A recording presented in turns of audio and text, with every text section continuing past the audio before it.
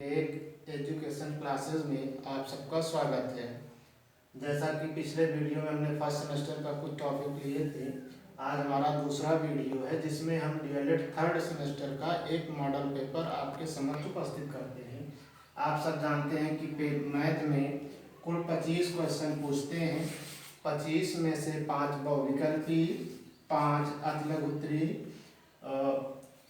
6 अधिलघुत्तरी और 7 लघुत्तरी पूछता है, जिसमें से ये 2 नंबर का रहता है, ये 1-1 नंबर का रहता है और ये 1 नंबर का रहता है। कुल टोटल 25 नंबर का पूर्णांक होता है। तो हम कुछ क्वेश्चन जो है जो हमारे पीछे एग्जाम में पूछे गए हैं, उन्हीं के द्वारा हम कुछ अपने मॉडल पेपर बना है जो आप सबके समक्ष उपस्थित है। जिसमें से बहुविकल्पी का क्वेश्चन नंबर 1 है, दिया है कि -3 की पावर 4 भाग -3 का पावर 2 का मान है। तो ऑप्शन में दिया है 81, -81, 9 और -9। इसको हम सॉल्व करेंगे। कैसे सॉल्व करते हैं, देखिए इसको हम सॉल्व करेंगे। इसके सॉल्व करने का तरीका हम डिस्क्रिप्टिव रूप ही लगाएंगे। तो अब यहाँ -3, देखिए हमारा क्वेश्चन क्या है, -3 की पावर 4 भागे -3 की पावर 2। तो हम इसको लिख लेंगे। पहले तो हम इसको लिख सकते हैं -3 की पावर 4 बटे -3 की पावर 2। हम इसको लिख सकते हैं। ये हमारा कई तरीका होता है, लेकिन हम डिस्क्रिप्टिव रूप देखेंगे कि हम 3 की घात 4, हम इसको लिख सकते हैं -3 गुणे -3 गुणे -3 गुणे -3। अब बटे का हमारा घात कितना है, 2 है, तो -3 इंटू -3 लिख सकते हैं। अब यहाँ इससे कटा, इससे कटा, हमारा बचा क्या, -3 गुणे -3। पिछले वीडियो में हमने बताया था माइनस इंटू माइनस क्या होता है भैया, प्लस होता है। तो यहाँ हम क्या करेंगे, 3 त्रिक 9, यहाँ आ गया प्लस का 9। तो हमारा आंसर क्या होगा भैया, 3। नंबर 2, 5 की पावर 4 पूरे पे 3 का मान है। अब यहाँ पे ऑप्शन दे रखा है 5 की पावर 12, 5 की घात 7, 5 की घात 3, 5 की घात 1। अब यहाँ पे अगर इस टाइप का क्वेश्चन आपसे कुछ भी पूछता है तो आप इसी तरह इसको सॉल्व कर सकते हैं। कैसे, हम इसको देखते हैं। इसका सलूशन है, सर्वप्रथम हमने क्या पढ़ रखा है कि आप देखेंगे घात में एक नियम होता है कि जैसे अगर दिया हो कि a पावर m की पावर n दिया है, तो हम इसको हम क्या करते हैं, इसका हम बराबर लिख लेते हैं कि a power m into n। ये हमारा नियम है। इसको आप याद रखेंगे कि a पावर m की पावर n बराबर a m इंटू n। हम इसका गुणा कर देते हैं। ठीक इसी प्रकार हम इसको सॉल्व करेंगे कि 5 पावर 4 की पावर 3। तो इसको हम क्या करेंगे, 5 की 4 इंटू 3, यहाँ पे जैसे m इंटू n, यहाँ पे वैसे 4 इंटू 3। तो अब यहाँ हमारा क्या होगा, 5 की पावर 4 तिहाई 12, 5 की पावर 12, यही हमारा आंसर होगा। तो यहाँ पे क्या दिया है, ऑप्शन नंबर 1 हमारा सही होगा। इस टाइप का क्वेश्चन आपके समक्ष अगर कहीं भी दिखे, कैसे भी दिखे, अगर इस टाइप का है तो तुरंत आप क्या करेंगे, इसको क्या कर देंगे, गुणा कर देंगे। क्या कर देंगे, गुणा कर देंगे। तो हमारा मान कितना आया, 12 आया। आपके समक्ष है कि यहाँ पे दिया है, देखिए ऑप्शनल में आपका जो भी क्वेश्चन पूछेगा वे बहुत छोटे छोटे क्वेश्चन पूछते हैं। आपको इसमें बेसिक नॉलेज होना चाहिए। इस सेमेस्टर में आप जैसे फर्स्ट, सेकंड, थर्ड या फोर्थ में आप देखेंगे ऑप्शनल में हमेशा बेसिक ही क्वेश्चन पूछते हैं। इसलिए हमने आज ये हमारा पहला मॉडल पेपर है, इसमें हम केवल बेसिक क्वेश्चन ही लिए हैं। आगे हम लेंगे, जैसे जैसे हमारा मॉडल पेपर बढ़ता जाएगा वैसे वैसे ही ये आपका क्वेश्चन का स्टेप भी बढ़ता जाएगा। अब देखेंगे 0.01 का वर्ग है। अब यहाँ आपका ऑप्शन दिया है 0.001, 0.01, 0.001। अब यहाँ ये देखेंगे। अब इसको हम सॉल्व कैसे करते हैं, जैसे अगर कुछ लोग हमारे मैथ, अगर आपका बैकग्राउंड अच्छा है तो आप इसको सीधे देख सकते हैं, नहीं तो आप इसको देखिएगा सीधे आप इसका गुणा कर लीजिए। 0.01, जिसको गुणा नहीं आता है वो गुणा भी देखेंगे। 0 1। पहले हम इसको लेंगे, इकाई का गुणा इकाई में, एक कम, एक, एक शून्य शून्य, इसमें एक अंक छोड़ दिया जाता है, 0 का गुणा 0 में होगा। इसके बाद हम इसको जोड़ लेंगे, 0 0। अब देखेंगे 1 2 3 4, अब देखेंगे क्या, 1 2 3, अब यहाँ पे एक 0 और होगा, 1 2 3, अब एक 0 और होगा हमारा,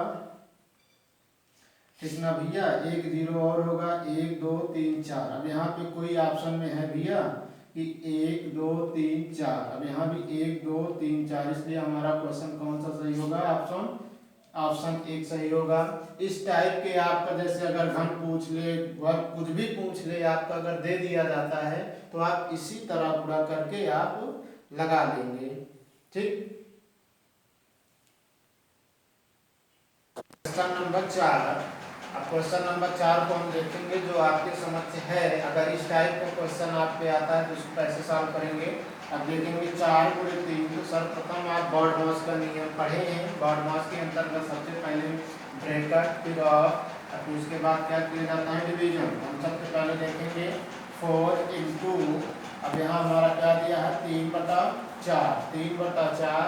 अब यहाँ हम क्या देखेंगे, 3/4। अब यहाँ ये हमारा फिर से, ये हमारा यहाँ क्या होगा, इसको हम फिर से ले लेते हैं, या हमने क्या किया, ये हमारा गुणा में हुआ। अगर हम इसको इसमें भाग देंगे, 3/3 गुणे 3 होगा, तो हमारा ये 3 से 3 कटेगा, तो क्या बचेगा, केवल 3 ही जाएगा। ये गुणा हमारा क्या हो जाएगा, यहाँ जाएगा, ऊपर जाएगा, ये हमारा क्या हो जाएगा, 3/4 हो जाएगा। तो अब यहाँ पे हम क्या करेंगे, सॉरी, ये हमारा क्या होगा, 4/3, क्योंकि हमारा ऊपर जाएगा, 3 से 3 कटेगा, 4 से 4 कटेगा, तो ये हमारा क्या बचा है, ये 4 इंटू 1, तो हमारा यहाँ पे क्या होगा, 4 एकम 4, ये आंसर होगा। ऑप्शन नंबर हमारा कौन सा सही होगा, इसमें 4 आपका ऑप्शन कहीं पे दिख रहा है, नहीं दिख रहा है, इसलिए हमारा कौन सा सही होगा, नंबर बी। 1 किलोमीटर में कितने मिलीमीटर होते हैं, तो ऑप्शन में दिया है 10 lakh millimetre, 100 millimetre, 1 lakh millimetre, फिर 10,000 मिलीमीटर। आप इसमें देखेंगे इस टाइप के क्वेश्चन एक जरूर पूछता है, चाहे वो आप लघुत्तरी में पूछ ले या बहुविकल्पी में पूछ ले। इसलिए आपकी जिम्मेदारी होती है कि जितनी भी यूनिट होती है, किलोमीटर, सेंटीमीटर, जो भी जितने भी हैं, आप इसको एक पन्ने में लिखिएगा और उसको बढ़िया से ज्ञात करिएगा। अगर आपके पास नहीं हो पाता है तो हमारे मोबाइल नंबर पे आप व्हाट्सएप करिएगा या लिंक करिएगा, आपको हम सेंड कर देंगे। तो 1 किलोमीटर में कितने मिलीमीटर होते हैं भैया, 1 किलोमीटर में 10 लाख मिलीमीटर होते हैं। अब हमारा आ गया अतिलघुत्तरी। अतिलघुत्तरी में क्वेश्चन नंबर 6 है कि 243 की घात 3/5 का मान ज्ञात कीजिए। ये हमारा घातांकी का है। जब हम घातांकी का चैप्टर आपको पढ़ाएंगे तो उसमें हम आपको संपूर्ण घात में कितने टाइप के क्वेश्चन पूछे जाते हैं, ये हम आपको अच्छी तरह से समझाएंगे। फिलहाल मॉडल पेपर में क्वेश्चन नंबर 6 आया है, तो उसको सॉल्व करते हैं कि 243 की पावर 3/5। इस तरह के अगर आपके पास क्वेश्चन आता है तो सबसे पहले जो अंक दिया रहता है उस अंक को हम घात में बदलेंगे। तो 243, तो 243 को हम घात के रूप में हम कैसे परिवर्तित कर सकते हैं। तो ये हमारा अगर यहाँ 3 है, अगर 3 की घात हम उसको तोड़ लेंगे तो हमें ज्ञात है, आप देख लेंगे। तो अब 243 है, तो 243 को हम 3 की पावर 5 में लिख लेंगे। अब ये हमारा कैसे आया, हम इसको 3 के पावर 5 में हम इसको घातांकीय रूप में हमने बदल लिया। घातांकीय रूप में बदलने के बाद हम इसको हम लिखेंगे कैसे, 3 की पावर 5। अब यहाँ पे हम क्या देंगे, दिया है 3/5। अब क्वेश्चन नंबर 1 हमारा जो बहुविकल्पी में दिया गया था उसी टाइप का क्वेश्चन फिर से आ गया है कि अब 3 की पावर 5 पावर 3/5, तो फिर से वही आ गया a m इंटू n के रूप में। तो अब इसको हम इसमें गुणा कर लेंगे तो बराबर 3, 5 इंटू 3/5। तब यहाँ पे हमारा क्या हुआ, 5 से 5 कटा, तो हमारा क्या आया, 3 की पावर 3। 3 की पावर 3 को हम लिख सकते हैं 3 गुणे 3 गुणे 3, तो बराबर हमारा आंसर कितना आएगा, 3 त्रिका 9 त्रिक 27। यही हमारा क्वेश्चन आया। इस टाइप का अगर आपके पास क्वेश्चन पूछता है तो ठीक है, आप इसी तरह से सॉल्व करेंगे। इसकी जगह में कुछ भी अंक दे दिया जाता है। अगला क्वेश्चन नंबर 7। क्वेश्चन नंबर 7 में आपको दिया है कि इसमें आपको चक्रवृद्धि ब्याज और साधारण ब्याज में अंतर है, जिसमें आपका 100 का 10% वार्षिक ब्याज की दर से 2 वर्षों के चक्रवृद्धि ब्याज और साधारण ब्याज में अंतर बताना है। तो इसमें सबसे पहले आप साधारण ब्याज निकालेंगे। तो साधारण ब्याज का हमारे पास ये सूत्र दे रखा है, साधारण ब्याज बराबर PRT बटा 100। P का मतलब मूलधन, R का मतलब दर, T का मान मतलब समय और 100 हमारा जो दिया है। तो ये हमारा क्या होगा, P का मान हमारा कितना है 100 का, तब ये हमारा क्या हुआ 100 हुआ। अब ये हमारा जो 10% दिया है ये हमारा दर हुआ, गुणे 10। अब उसके बाद जो हमारा ये देखिए कितना दिया है 2 वर्षों का, तो ये हमारा 2 वर्षों का क्या हो गया भैया समय हो गया बटे 100। अब ये हमारा क्या हो गया बराबर हमारा क्या मान हुआ 20। तब अब यहाँ हम लिख लेंगे साधारण ब्याज बराबर हमारा कितना ज्ञात हुआ 20 हुआ। साधारण ब्याज निकाला तो साधारण ब्याज का मान 20 आया। अब हम चक्रवृद्धि ब्याज निकालेंगे तो चक्रवृद्धि ब्याज का सूत्र होता है P × 1 प्लस दर बटा 100 पावर T माइनस 1। अब यहाँ देखेंगे P हमारा क्या मान दिया है, P बराबर हमारा क्या दिया है 100 दिया है, तो 100 को हम लिख दिए। फिर उसके बाद क्या दिया है 1 प्लस 10 बटा 100। ये हमारा क्या है 100 की पावर कितना दिया है भैया 2 दिया है। अब यहाँ क्या कर लेंगे -1। तो अब हम इसको सॉल्व करेंगे, 0 से 0 हुआ। अब 1/10 होगा तो 1/10 को हम क्या लिख सकते हैं 10 × 10 11/10। तो हम क्या लिखेंगे 100 गुणे 11/10। क्या लिखेंगे भैया 11/10। 11/10 कितनी बार लिखेंगे 2 बार लिखेंगे। 11/10 को हमने 2 बार लिखा। अब यहाँ क्या दिया है माइनस का 1 दिया है, क्या दिया है माइनस का 1 दिया है। अब इसके आगे हम फिर से देखेंगे, अब इसके आगे 11 ग्राम में 121 हम ऐसे भी कर सकते हैं। 11 ग्राम में 121 निकालेंगे क्या भैया कि अब देखिएगा 100 × 11 ग्राम में 121 बटा 10 100 माइनस 1। तो अब इसको हम फिर से आगे हम फिर से सॉल्व कर लेंगे। आगे हम किस तरीके से सॉल्व करेंगे तो ये हमारा बराबर फिर क्या होगा 100 गुणे, अब यहाँ देखेंगे, अब यहाँ भाग देंगे तो 121 माइनस 100 बटा 100 होगा नहीं होगा भैया। अब फिर जब इतना किए तो फिर से अब हमारा देखिए आएगा क्या, फिर से आया। अब यहाँ लिखेंगे क्या 100 गुणे 121 में से 100 गए क्या होगा 21 बटा 100 होगा। 100 से 100 हमारा कट गया। जब 100 से 100 कटा तो हमारा यहाँ क्या बचा ये 21, क्या बचा 21। अब हमारा चक्रवृद्धि ब्याज कितना आया भैया 21 आ गया। अब पूछा क्या है भैया चक्रवृद्धि ब्याज और साधारण ब्याज में अंतर।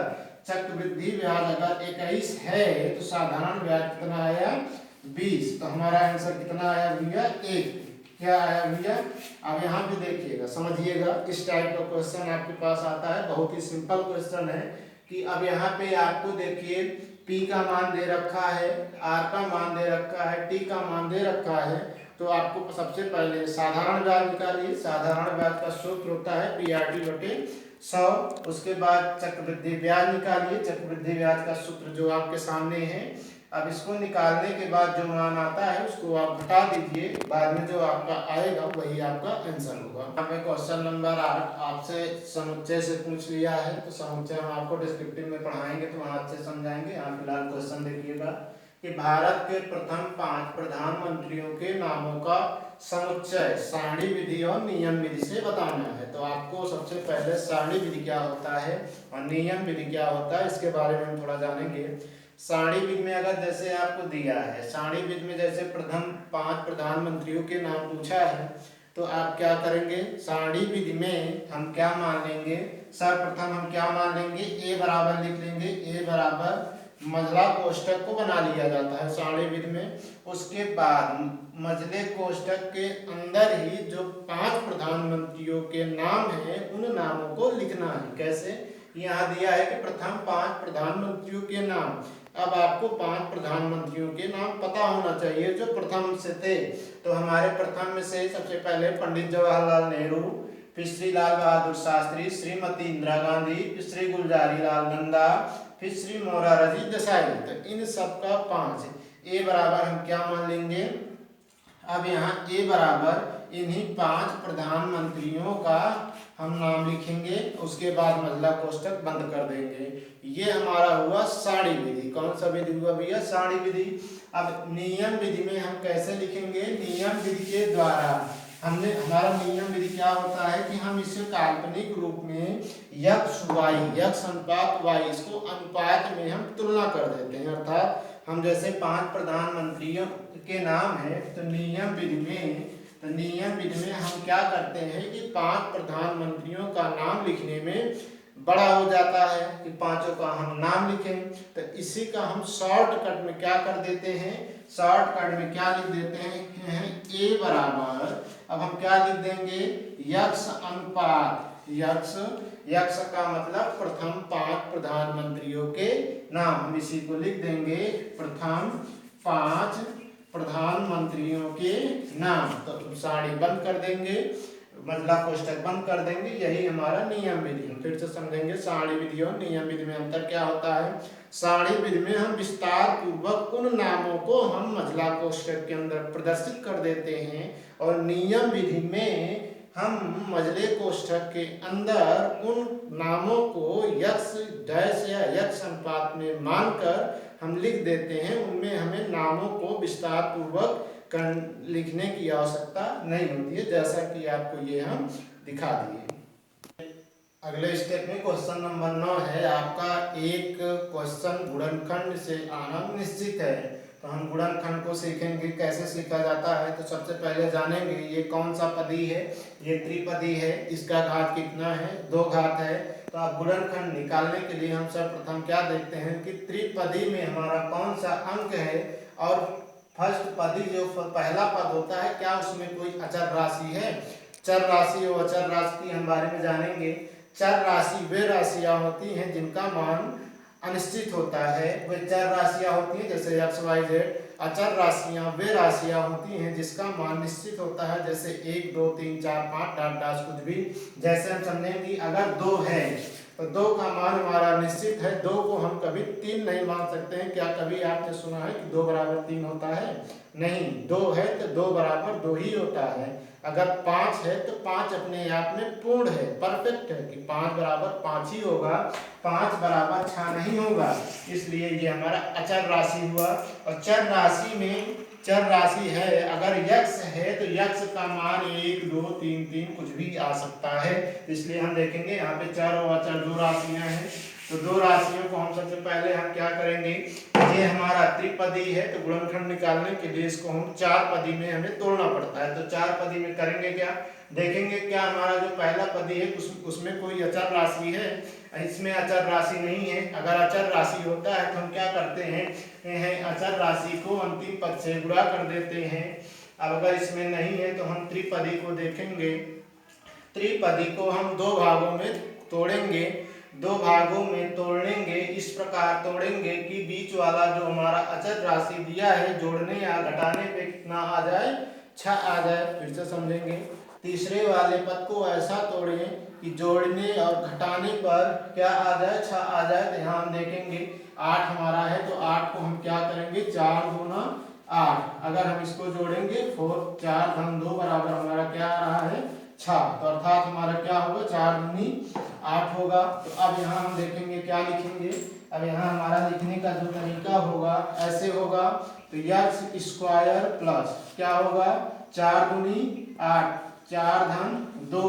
अब 4 2 6 हो गया, तब इस 6 को हम नहीं लिखेंगे तो यहाँ क्या बचा, यक्स लिखा, फिर प्लस 8 लिखा, फिर हमने क्या कर दिया, यक्स स्क्वायर प्लस इसका गुणा इसमें, इसका गुणा इसमें, 4 यक्स फिर प्लस 2 यक्स प्लस 8। ये हमारा त्रिपदी था। त्रिपदी से हमारा ये कौन सा पद में आ गया, 4 पद। जब 4 पद में आ गया तब इसको हम क्या कर लेंगे, इसका हम जोड़ा बना लेंगे। जोड़ा हमारा ये हुआ। अब जोड़े में देखेंगे कुछ उभयनिष्ठ होते हैं जो कॉमन होते हैं। उभयनिष्ठ का मतलब ये हुआ कि कोई एक संख्या ऐसी है जो दोनों पदों में समान है फिर भी दिख नहीं रही है, उसको हमें ढूंढना है। कैसे ढूंढेंगे कि हम यहाँ देखेंगे यक्स स्क्वायर धन 4 यक्स है, तो यक्स यहाँ है, यक्स यहाँ है जो हमें दिख रहा है। तो यक्स को हमने कॉमन ले लिया, उभयनिष्ठ है इसलिए बाहर कर लिया। तो यहाँ क्या बचा, यक्स बचा। अब यहाँ से यक्स आ गया, केवल क्या बचा, 4 बचा, अभी प्लस 2। अब यहाँ देखेंगे इन दोनों पदों में उभयनिष्ठ क्या है, तो हम यहाँ देखेंगे दो ऐसी संख्या है जो इसमें भी है और इसमें भी है, तो यहाँ दो आ गया तो क्या बचा, x बचा, प्लस है तो प्लस लिख लिया। अब इसको भाग देंगे तो कितना बचा, 4। तो गुणनखंड में हमेशा जब हम उभयनिष्ठ लेने के बाद हमारा जो ये दो संख्याएं होती हैं या जो दो समीकरण प्राप्त होते हैं वे समीकरण समान होते हैं। अगर ये दो समीकरण समान नहीं होते हैं तो इसका मतलब कहीं ना कहीं आपने गलत लगाया है।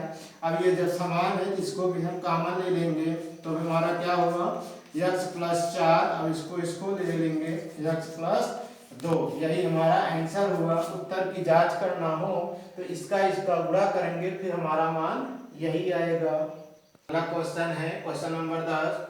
अब यहाँ पे आपसे वृत्त से क्वेश्चन पूछ लिया, जो आप में एक टाइप का क्वेश्चन आना फिक्स है, वृत्त से आना फिक्स, इसलिए वृत्त का चैप्टर अच्छे से पढ़ना है हमें।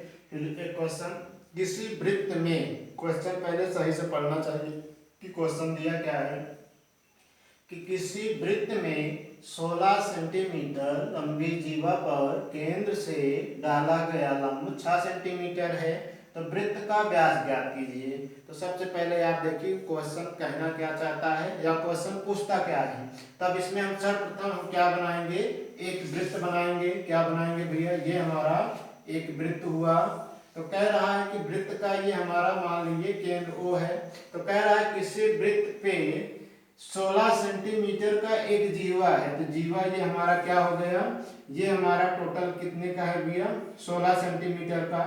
16 सेंटीमीटर दिया है, तो अब ये हमारा 16 सेंटीमीटर दिया है, तो जीवा पे बीचों बीच हमने क्या मान लिया, डी मान लिया।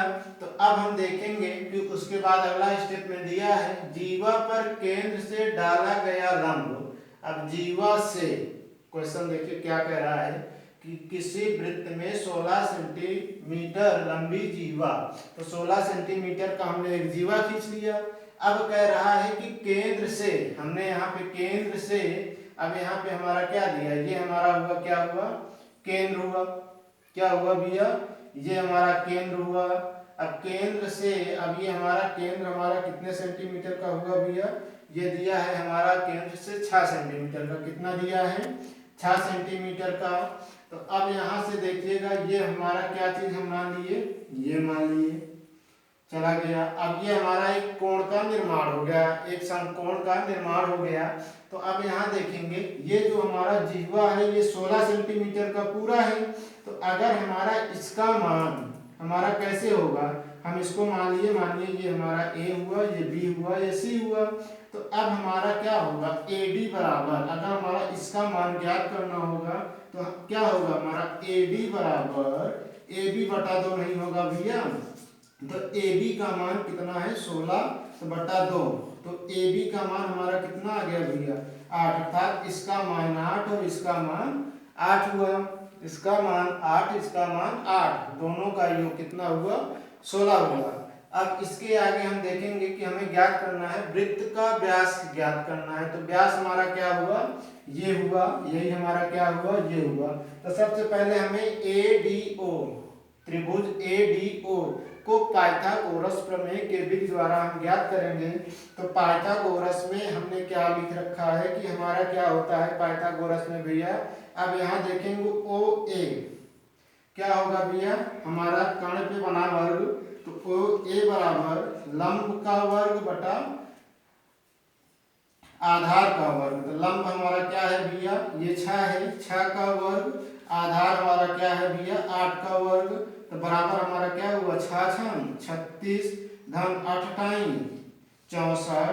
तो ये हमारा क्या हुआ भैया, ओ ए स्क्वायर बराबर, तो हमारा क्या होगा 36 धन 64 हमारा 100 हुआ।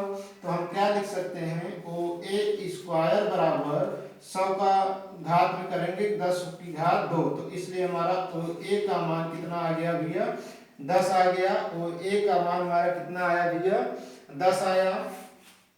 ओ ए का मान हमारा 10 आया।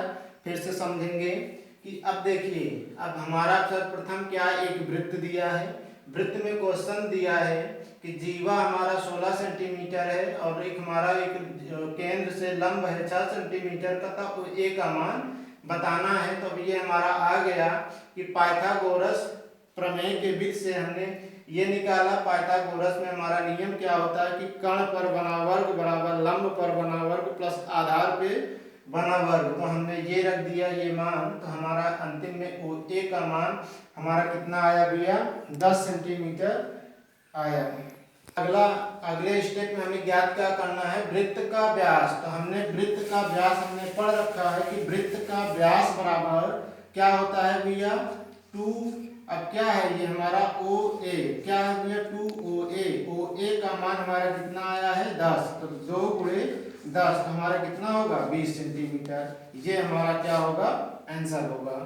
लघुत्तरी में जो क्वेश्चन नंबर 12 है कि आपको देखिए एक भाग दिया है, भाग में आपको क्या बताना है, शेषफल और भागफल को ज्ञात करना है। तो शेषफल और भागफल को ज्ञात करना है तो इसका हमारे पास नियम क्या होता है कि जैसे हम उस साधारण भाग को सॉल्व करते हैं, तो साधारण भाग को जैसे सॉल्व करने का तरीका होता है कि अगर आपका ये हमारा भाजक हुआ, ये हमारा भाज्य हुआ, जो यहाँ प्राप्त होगा वो भागफल हुआ, अंत में जो हमारा बचता है खाने पीने से वो हमारा शेष भाग हुआ।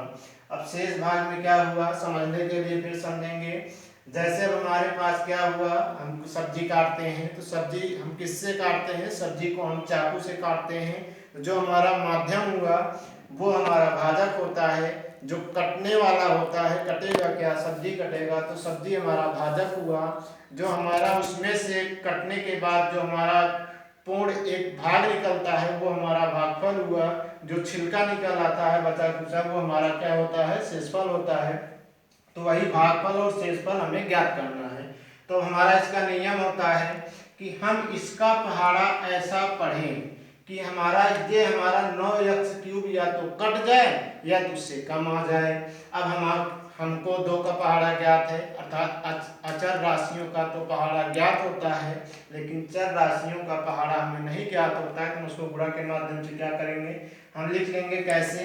अब यहाँ देखेंगे 3x - 8 है, तो 3x ऋण 8 है, तो अब इसमें हम किससे गुणा कर दें कि 9x³ आ जाए। तो पहले बात हम किससे गुणा करेंगे 3 से, तो हमारा पहला अंतिम त्रिका 9 हुआ। अब यहाँ देखिएगा, अब यहाँ x³ है, अब यहाँ केवल क्या है भैया 3x है, केवल x है, तो यहाँ घात 3 है, यहाँ घात 1 है। अगर इसमें हम घात 2 से गुणा कर दें तो यहाँ नहीं हो जाएगा x²। तो अब यहाँ क्या होगा x² × x, क्योंकि हमने पढ़ रखा है x गुणे x² बराबर हमारा क्या होता है, गुणा में जब राशि समान हो तो घातें जुड़ जाती है। तो यहाँ ये हुआ क्या हो गया x⁻3, तो हमारा क्या हुआ x घात 3। अब इसका गुणा इसमें करेंगे यहाँ प्लस माइनस 3 × 24 x²। तब यहाँ क्या लिख लेंगे भैया 9x³ - 24x²। तो हमेशा आप देखते हैं कि भागफल में हमेशा घटाना होता है। तब यहाँ माइनस हुआ, यहाँ माइनस माइनस प्लस होगा, तो यहाँ ये कट जाएगा। -45 + 24, -45 + 24, 5 में से 4 गए 1 और 4 में से 2 गए 2। किसका चिन्ह ज्यादा, माइनस का, तो माइनस आ गया। अब यहाँ क्या बचा x², अभी क्या उतार लेंगे प्लस 71x प्लस 71x। अब यहाँ किससे हम गुणा किए थे भैया, किससे गुणा करे थे 3x² से। तो अब यहाँ देखेंगे, अब यहाँ माइनस है तो यहाँ क्या लिख देंगे माइनस लिख देंगे। अब इसमें हम किससे गुणा करें कि हमारा 21x² आ जाए, तो 3 × 7 = 21, 7 हो गया। अब यहाँ x² कितनी घात इसमें कम है, 1 घात कम है, तो अर्थात किससे गुणा कर देंगे 7x से गुणा कर देंगे। 7 × 21, तो x × x हमारा क्या होगा x², यहाँ माइनस तो यहाँ क्या हो जाएगा प्लस हो जाएगा। 7 × 8 = 56x आ गया भैया। अब देखेंगे यहाँ माइनस है भैया, तो यहाँ क्या होगा, यहाँ माइनस, तो यहाँ क्या आएगा भैया, अगर यहाँ माइनस नहीं है तो यहाँ भी माइनस भी रहेगा, तो यहाँ माइनस, तो यहाँ क्या हो गया प्लस हो गया, यहाँ क्या होगा माइनस, तो ये हमारा कट गया। अब 71 - 56, 71 - 56, 11 में से 6 गए 5, 6 में से 5 गए 1, तो यक्स कौन सा ज्यादा है, प्लस है तो प्लस ही रहेगा, तो अभी यहाँ क्या लिख देंगे प्लस। यहाँ जो चिन्ह बचेगा माइनस रहेगा तो माइनस लिखेंगे, प्लस रहेगा तो प्लस लिखेंगे। इसका आपको ध्यान देना है। यहाँ अगर जो चीज आए, जो चिन्ह आएगा वही चिन्ह यहाँ पे लिख देंगे। माइनस रहेगा तो माइनस, प्लस रहेगा तो प्लस। अब देखेंगे यहाँ क्या बचा, माइनस का 40। क्या बचा, माइनस का 40। इसमें हम क्या गुणा कर दें, यही हमें बात ध्यान देना है कि भाजक में हम क्या गुणा कर दें कि यहाँ जो भाज्य है वो क्या हो जाए, या तो कट जाए या तो उससे कम आ जाए। यही भाग का नियम होता है। तो देखेंगे पहली बात, यहाँ यक्स है तो यहाँ यक्स है, बराबर है तो यक्स से हमें गुणा नहीं करना है। अब यहाँ 3 है, यहाँ 15 है, तो 3 को कितनी बार कर दें, 3 पचे 15। तो अब यहाँ गुणा करेंगे क्या, 3 पचे पंक्तियां 15x प्लस प्लस प्लस है, प्लस माइनस माइनस है, 5 40, क्या होगा 40 होगा। अब यहाँ माइनस, यहाँ प्लस, ये भी कटा ये भी कटा, 0, क्या हुआ 0। अब देखेंगे, अब यहाँ हमारा शेष में क्या बचा, शेष में कुछ नहीं बचा, शेष फल हमारा 0 आया। भागफल कितना हुआ, 3x² - 7x धन 5। तो हम लिखेंगे क्या, भागफल बराबर, अंतिम में आंसर लिखेंगे हम, भागफल बराबर 3x² - 7x धन 5 और शेष फल बराबर, हमारा जो शेष फल होगा, शेष फल हमारा 0। यही आंसर आया। एक बार हम फिर से इसको समझेंगे।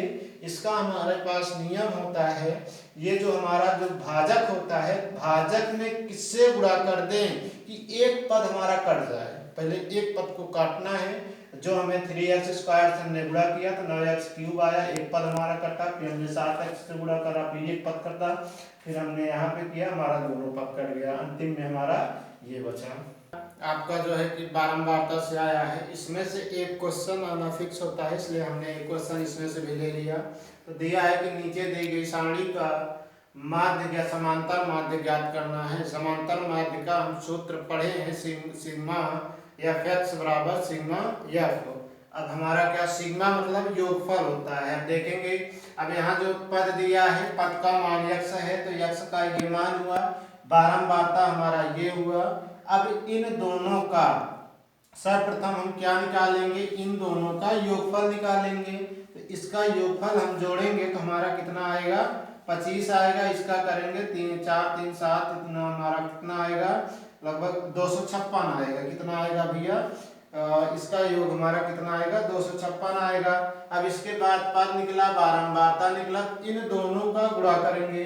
इन दोनों का जो गुणा होता है वो हमारा संचयी बारंबारता होता है। संचय मतलब होता है जोड़। संचय मतलब क्या होता है कि इन दोनों का संचय कर दिया गया, संचयी बारंबारता क्या हुआ, जोड़ा गया। तो अब इसका गुणा 4 तिहाई 12, 6 चौको 24, 6 चौको 24, 8 दूनी 16, 10 दूनी 20, बरछंग 72, 12 गलत हो गया क्या भैया, देखिए 4 तिहाई 12, 6 चौको 24, 8 दूनी 16, 10 दूनी 20, बरछंग 72, बरछंग 72, 14 अट्ठे बरछंग 72, 14 अट्ठे 14 अट्ठे 14 अट्ठे कितना होगा भैया, 14 अट्ठे 112। क्या निकालना है, समांतर माध्य ज्ञात करना है। तो समांतर माध्य में हम देखेंगे, हमारा पद दिया, बारंबारता दिया, उसके बाद हम संचयी बारंबारता निकालेंगे। संचयी बारंबारता निकालने के बाद हम क्या करेंगे, बारंबारता यहाँ हम क्या करेंगे, ये इसका हमारा नियम होता है। इस नियम को हमेशा ध्यान में रखेंगे या ज्ञात होना चाहिए। अब यहाँ पे हम इसका कुल योग निकालेंगे। तो कुल योग निकालेंगे तो इसका योग पहले निकालेंगे। तो इसका योग हमारा क्या होगा, 25 होगा।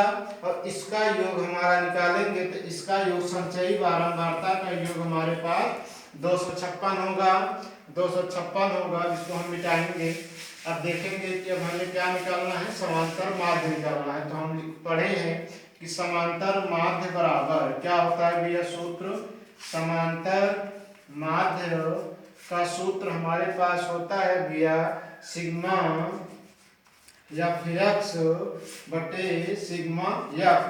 मतलब क्या हुआ, सिग्मा एफ एक्स का मतलब जो हमारा संचयी बारंबारता आता है उसका योगफल ही हमारा सिग्मा एफ एक्स होता है। सिग्मा एफ एक्स, सिग्मा का मतलब ही होता है हमारा योग, एफ एक्स का हमने जो निकाला उसका कुल योग। तो हमारा कुल योग हमारा कितना आया, सिग्मा एफ एक्स का योग 256 आया। अब उसके बाद सिग्मा एफ मतलब बारंबारता का योग, सिग्मा एफ का मतलब बारंबारता का योग, बारंबारता का योग आया 25। तो हम इसको भाग देंगे 25 दहम्मा 200.24, समांतर माध्य हमारा क्या होगा भैया 10.24, यही हमारा आंसर होगा। एक बार फिर से समझेंगे कि समांतर माध्य निकाला कैसे जाता है। समांतर माध्य में आपको एक पद दिया रहेगा और एक बारंबारता दिया रहेगा। पद को हम क्या करेंगे, बारंबारता को क्या करेंगे, पद हमारा मान लीजिए x हुआ, बारंबारता f हुआ। पद और बारंबारता का जो गुणा करते हैं वो हमारा संचयी बारंबारता होता है। तो हमने गुणा करके जो संचयी बारंबारता होता है, तो संचयी बारंबारता का हम कुल योग निकालते हैं तो वो हमारा सिग्मा एफ एक्स होता है। जो संचयी बारंबारता का योग निकालते हैं वो हमारा सिग्मा एफ एक्स होता है, जो कि हमने पढ़ रखा है समांतर माध्य बराबर सिग्मा एफ एक्स बराबर सिग्मा एफ। तो हम संचयी बारंबारता का योग और जो बारंबारता का योग निकालते हैं वो हमारा सिग्मा एफ होता है। तो बारंबारता को संचयी बारंबारता को बारंबारता से हम क्या करते हैं, जब भाग दे देते हैं तो जो प्राप्त होता है वही हमारा क्या होता है, समांतर माध्य होता है। अगला क्वेश्चन नंबर 14, क्वेश्चन नंबर 14 में आपको ये दिया है, बहुत सिंपल क्वेश्चन है, पढ़ेंगे इसको। एक नगर की जनसंख्या प्रतिवर्ष 10% बढ़ जाती है। यदि इस समय नगर की संख्या 1 लाख या 40,000 14 लाख है तो 3 वर्ष बाद नगर की जनसंख्या ज्ञात कीजिए। तो अब यहाँ देखेंगे 1,40,000 है, तब यहाँ देखेंगे अब इस क्वेश्चन में दिया क्या है, हमें निकालना क्या है कि अब यहाँ दिया है एक नगर की जनसंख्या प्रतिवर्ष 10% बढ़ जाती है, अर्थात नगर की जनसंख्या कुछ है जो उसकी 10% बढ़ जाती है। क्या है ये दिया है, क्या इस समय जो हमारे वर्तमान जनसंख्या है, नगर की वर्तमान जनसंख्या कितना है, 1,40,000 है। कितना है, 1,40,000, अर्थात हम उसमें देखते थे, अर्थात हमारा मूलधन कितना है, 1,40,000। टोटल हमारे गांव की जनसंख्या 1,40,000 है। तो इसका प्रतिवर्ष 1,40,000 वर्ष का प्रतिवर्ष 10% जनसंख्या गांव की बढ़ जाती है। तो 3 वर्ष बाद नगर की जनसंख्या बताना है, 3 वर्ष। अब यहाँ हमारा क्या हुआ, मूलधन हमारा 1,40,000 हुआ। अब हमारा समय जो हुआ ये हुआ, दर हमारा क्या हुआ, ये हुआ। तो हम चक्रवृद्धि ब्याज से हम निकालेंगे। तो 3 वर्ष बाद की जनसंख्या, 3 वर्ष बाद की जनसंख्या बराबर क्या होगा, 3 वर्ष बाद की जनसंख्या बराबर हमारा क्या होगा, ये हमारा क्या हुआ, इस समय वर्तमान समय की जनसंख्या, वर्तमान समय की संख्या 1,40,000, 1,40,000 जो हमारा दिया है। उसके बाद हमारा क्या दिया है भैया, अब फिर क्या होता है 1 प्लस दर बटे 100, दर हमारा कितना है 10 है, बटे क्या होगा 100 होगा। अब हमारा समय क्या दिया है 3 वर्ष, क्या हुआ दिया है भैया 3 वर्ष। अब यही हमारा क्या हुआ, अब देखेंगे बराबर फिर क्या होगा 1,40,000, 1,40,000, 0 से 0 कटा, फिर हमारा क्या होगा 11/10 की पावर 3, तो बराबर क्या होगा 1,40,000 गुणे 11/10 गुणे 11/10 गुणे 11/10 10, 1 0 2 0 3 0 1 0 2 0 3 0। तो हमारा ये हुआ। अब जब इतना कटने के बाद फिर अब हमारा क्या आएगा, 140 गुणे 11 ग्राम में 121 ग्राम में 1331 कितना हुआ, 1331। तो ये हमारा क्या आएगा भैया, 1,46,340 गुणा करिएगा 1,46,340। तो अब हमारा ये क्या आ गया, अतः 3 वर्ष बाद की जनसंख्या ज्ञात हुआ। तो हमें निकालना क्या था, यही निकालना था, 3 वर्ष बाद की जनसंख्या निकालना है। तो 3 वर्ष बाद की जनसंख्या कितनी आ गई, 1,46,340। फिर से हम इसको समझेंगे कि एक नगर की जनसंख्या प्रतिवर्ष 10% बढ़ जाती है, तो 10% बढ़ना हमारा यही क्या हुआ, दर हुआ। यदि इस समय नगर की वर्तमान जनसंख्या 1,40,000 हुआ, तो वर्तमान जनसंख्या ही हमारा मूलधन हुआ, पी हुआ। तो अब 3 वर्ष बाद हमारा दिया, तो 3 हमारा क्या हुआ, समय हुआ। तो 3 वर्ष बाद की जनसंख्या बराबर हमारा जो वर्तमान है वो हमारा मूलधन हुआ। तो हमारा जो आया, तो 1,40,000 गुणे 1 प्लस दर बटा 100 के माध्यम से हम निकाले, तो हमारा ये जो प्राप्त हुआ यही हमारा 3 वर्ष बाद की जनसंख्या होगी। यही हमारा क्या होगा, आंसर। नंबर 15 आपके समझ फिर है कि दिया गया 4/9 पावर 3 गुणे 4/9 की घात 4 भागे 4/9 घात 5। तो BODMAS के अंतर्गत सबसे प्रथम हम क्या करते हैं, या हम देखेंगे कि हमारा 4/9 है, तो चाहे हम BODMAS के तरीके से ही लगाएंगे। तो BODMAS में पहले ब्रैकेट और डिवीजन, तो सबसे पहले हम क्या कर लेंगे, डिवीजन कर लेंगे। तो डिवीजन में हमारा क्या है, तो इसको हम क्या कर लेंगे, बराबर देखिएगा 4/9 की पावर 3 गुणे 4/9 पावर 4। अब ये हमारा भाग है, तो ये हमारा मल्टीपल में होगा, तो ये हमारा प्रतिलोम हो जाता है। तो ये क्या होगा, 9/4 की पावर 5, 9/4 की घात 5। तो अब हम देखेंगे, अब इसको हम कैसे लगाएंगे, हम ऐसे भी कर देंगे कि अब हमारा ये जो हमारा घात समान है, आधार समान है, क्या है भैया, इसका आधार समान है, तो इसको जोड़ लेंगे 4/9 की पावर 7 गुणे 9/4 की घात 5। अब ये आ गया, ठीक ना भैया। अब इसका हम गुणा कर लेंगे, तब गुणा देखिए ये 7 ये 5, ये 7 ये 5। तो अब इसका हम सीधे से हमारा क्या हुआ कि कुछ हमारा कट रहा है भैया। अगर यहाँ देखिए 4 है, जैसे हम ले लेंगे, हम डजेंट मैटर। अब ये देखेंगे हमारा क्या हुआ कि 7×5 = 35। अभी अगर हम घात करेंगे, वीडियो समाप्त करो, हमारा फिर इतना आया। हमारा गुणा करने के बाद हम इसको फिर हम तोड़ेंगे क्या कि 4 की घात 7 बटा 9 की घात 7 गुणे 9 की घात 5 बटे 4 की घात 5।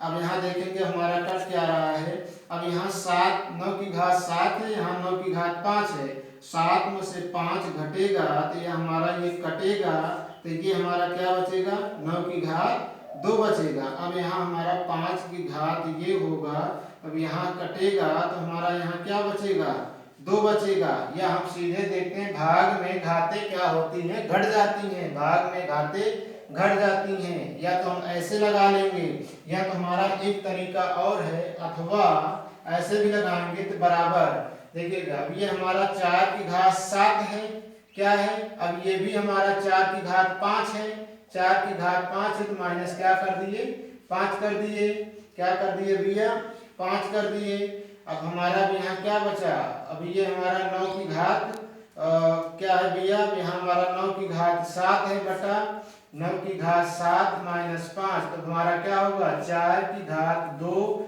बटे 9 की घात 2। तो हमारा क्या होगा, 4 चौक 16 बटे 81। यही हमारा क्या होगा, आंसर होगा।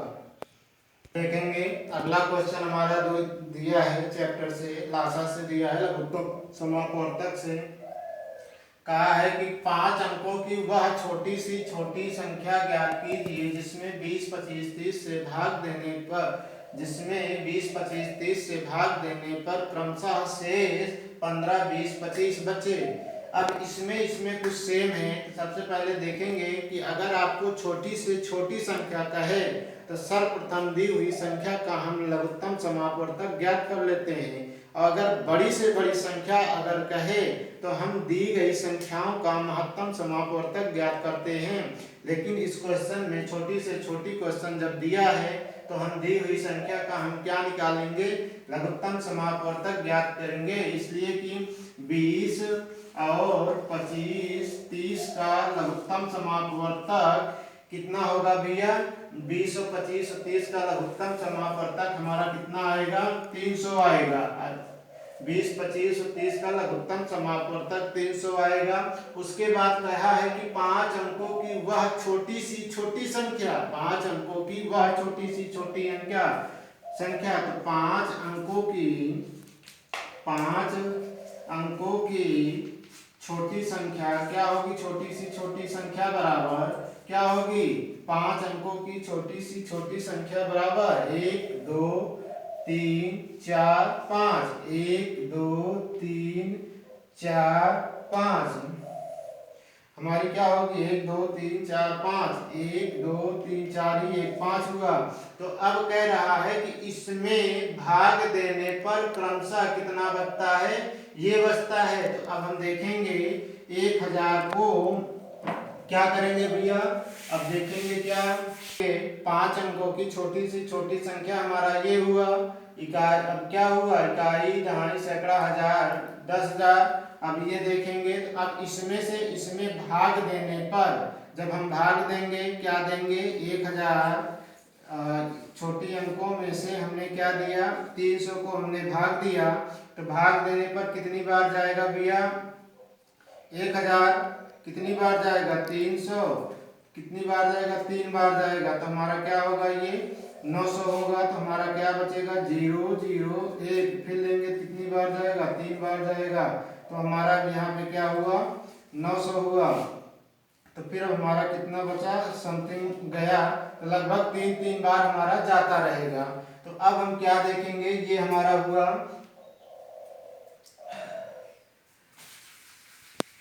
देखेंगे कि जो हमारी जो संख्या दिया गया था वो हमारी संख्या क्या दिया गया था भैया, वो हमारी संख्या थी 20 25 और 30। 20 25 30, तो अगर यहाँ देखिए वो संख्या हमारी 20 हुई थी और 25 थी और 30 थी। तो इन सब का अंतर हमारा कितना है, सबका 5 है। कितना अंतर है, 5 है। तो ये भी हम इसको अभी हम ध्यान में रखेंगे। अब देखेंगे ये हमारा जब 3 बार जा रहा है तो इसका हम जो लासा हमारा जो प्राप्त हुआ है, तो लासा में इसका जो हमें आता है, तो लासा में हम क्या करते हैं, गुणा कर देते हैं, लघुत्तम समापवर्तक में गुणा कर देंगे। लेकिन जब ये हमारा 3 बार जा रहा है तो इसका नियम होता है, जैसे भी ये 33 आया, अब इसका भाग देते जाएंगे तो 3 पता नहीं कितनी बार जाएगा। तो हम एक स्थान पे हम क्या कर लेंगे, 33 को हम इसका हम 34 मान लेंगे, 34वां गुणज जिसको हम कहते हैं, 34वां गुणज मान लेते हैं। तो यहीं पे हमारा स्टार्ट होगा। तो इसी को हम किसमें गुणा कर देंगे, जो हमारा लघुत्तम समापवर्तक आया, लघुत्तम समापवर्तक 300 आया था, लघुत्तम समापवर्तक 300 आया। तो 34 गुणे 300, 34 गुणे 300। तो आप सब गुणा करेंगे, 3 चौ 12, 3 त्रिका 9 1 10। अब ये हमारा इतना आया, अब ये हमारा इतना आ गया। जब हमारा ये कितना आया, 10,200। अब देखेंगे इन दोनों का अंतर दिया है कि इनसे भाग देने पर शेष फल क्रमशः 15 20 25 बचता है। छोटी सी छोटी संख्या में कौन सी संख्या से भाग देंगी, हमारी वह संख्या कौन है, जो शेष हमारा कितना बचे, 15 20 25 बचे। तो अब देखेंगे ये हमारा जब यहाँ 5 हमारा जो सब में अंतर आया, इसी को हम क्या कर देंगे, इसमें जो इसमें का अंतर है, जो इसमें का अंतर प्राप्त होता है अंतिम गुणज को लासा से गुणा करते हैं, फिर हम क्या करेंगे, घटा देंगे। तो हमारा जो घटाने पर हमारा क्या आएगा, 10 195। फिर से समझेंगे कि क्वेश्चन हमारा क्या कह रहा है कि 5 अंकों की वह छोटी सी छोटी संख्या बताइए जिसमें 20 25 30 से 5 अंकों की वह छोटी सी छोटी संख्या बताइए जिसमें 20 25 30 से भाग देने पर क्रमशः शेष 15 20 और 25 बचे। तो हमें वह छोटी सी छोटी संख्या बताना है। तो हमें क्या किए, जब छोटी सी छोटी कहे तो दी हुई संख्या का हम लघुत्तम समापवर्तक ज्ञात करते हैं। लघुत्तम समापवर्तक ज्ञात करने के बाद जो हमारा लघुत्तम समापवर्तक होता है उससे छोटी सी छोटी संख्या में भाग देते हैं। तो भाग देने के बाद अब इसमें हमें क्या हुआ, अगर भाग देने पर एक पूर्ण संख्या प्राप्त हो जाती तो हम वहीं पे समाप्त कर देते, लेकिन यहाँ पे हमें 3 3 3 ज्ञात हुआ तो हमने एक उसको एक गुणज मान लिया, तो 33 33 आया तो हमने उसको स्टॉपेट में 34 मान लिया, स्टॉप हो गया। उसके बाद जो हमारा लासा प्राप्त हुआ था, जो यहाँ भागफल प्राप्त हुआ, भागफल को लासा में हमने गुणा कर दिया। अब गुणा करने पर हमारा ये प्राप्त मान हमारा कितना आया था, 10,200 आया था। 10,200 आने के बाद अब इन दोनों का अंतर अर्थात जो संख्या दी गई है और जो क्रमशः शेष बच रहा है, इन दोनों का अंतर समान आ रहा है, 5 आ रहा है।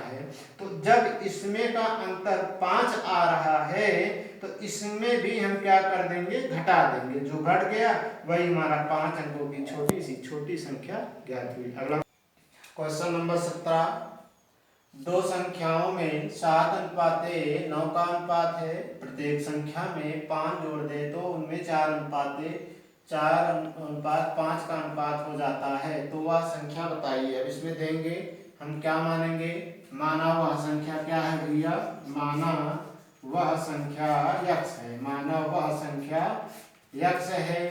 तो अब देखिए क्या माना है कि दो संख्याओं में अनुपात 7:9 है, 7:9 का अनुपात है। तो अब यहाँ क्या मानेंगे, अब ये हमारा 7x हुआ, क्या हुआ भैया, बटे हमारा क्या मान लेंगे, ये हमारा 9x हुआ। कह रहा कि अब इन संख्याओं में 5 जोड़ दिया जाता है तो +5 तो नया जो हमारा अनुपात बचता है वो क्या बचा, 4/5 हुआ। तो अब ये 4/5 हुआ तो हमें इसी का मान बताना है, वह संख्या बताना है। तो वह संख्या x है अर्थात x का मान ज्ञात करना है। तो अब देखेंगे ये हमारा एक प्रकार का समीकरण बन गया। तो इस समीकरण में दो पक्ष होते हैं, एक चर राशि का और एक अचर राशि का, जिसको हमें अलग अलग करना होता है। तो अलग अलग करने के लिए इसका गुणा इसमें, इसका गुणा इसमें, तो करेंगे 5 × 35 फिर 55 25 फिर बराबर क्या होगा 4 9 36 फिर यहाँ प्लस है तो प्लस 4 5 20 फिर बराबर क्या होगा, अब हमारा चर राशि को एक तरफ अचर को एक तरफ, हमारा क्या होगा 35x माइनस 36x बराबर अब क्या होगा 20। अब ये प्लस है तो उस तरफ जाएगा क्या हो जाएगा, माइनस में हो जाएगा, माइनस का 25। तो अब यहाँ हमारा क्या बचा +35 माइनस 36 तो क्या होगा -x, क्योंकि हमारा ये प्लस है, +35 माइनस 36 में से 35 गए 1 हुआ, माइनस का चिन्ह जब बड़ा है तो माइनस लग गया। तो 25 माइनस 20 का क्या होगा माइनस का 5, माइनस ज्यादा इसलिए माइनस लगा, प्लस से प्लस कैंसिल, x बराबर 5। अतः वह संख्या क्या है भैया 5। यही हमारा क्या हुआ आंसर हुआ। क्वेश्चन नंबर 18, 8 सेंटीमीटर भुजा के घनाकार पत्थर का आयतन, 8 सेंटीमीटर भुजा के घनाकार पत्थर का आयतन और संपूर्ण पृष्ठ ज्ञात करना है। अब यहाँ हमारा क्या दिया है, भुजा बराबर हमारा कितना दिया है भैया, भुजा बराबर 8 सेंटीमीटर, कितना दिया है 8 सेंटीमीटर।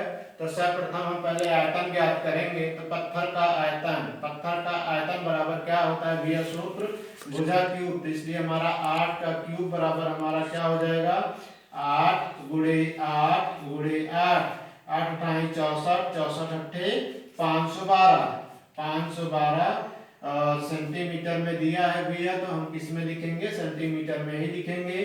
तो क्या होगा सेंटीमीटर क्यूब। तो हमारा पत्थर का आयतन क्या हुआ 512 सेंटीमीटर क्यूब, ये हमारा क्वेश्चन हुआ। अब हमें ज्ञात करना है संपूर्ण पृष्ठ, संपूर्ण पृष्ठ। तो संपूर्ण पृष्ठ हमारा क्या होगा, अब घनाकार आयतन का संपूर्ण पृष्ठ, पत्थर का संपूर्ण पृष्ठ हमारा सूत्र होता है, पत्थर का संपूर्ण पृष्ठ बराबर क्या होता है भैया, हमने संपूर्ण पृष्ठ बराबर क्या पढ़ा है 6a स्क्वायर, तो बराबर क्या होगा 6, a का हमारा क्या होगा a, 8 का वर्ग, तो हम क्या होगा 6 गुणे 8 गुणे 8, तो बराबर क्या होगा 6 48, 48 8 64, 6 गुणे 64, तो बराबर हमारा क्या होगा 384 सेंटीमीटर स्क्वायर। आयतन निकाल, संपूर्ण पृष्ठ निकाले, ये हमारा आया। अब देखेंगे आज का हमारा मॉडल पेपर, हमारा ये मॉडल पेपर फर्स्ट था जिसमें हमने प्रयास किया आपको समझाने का।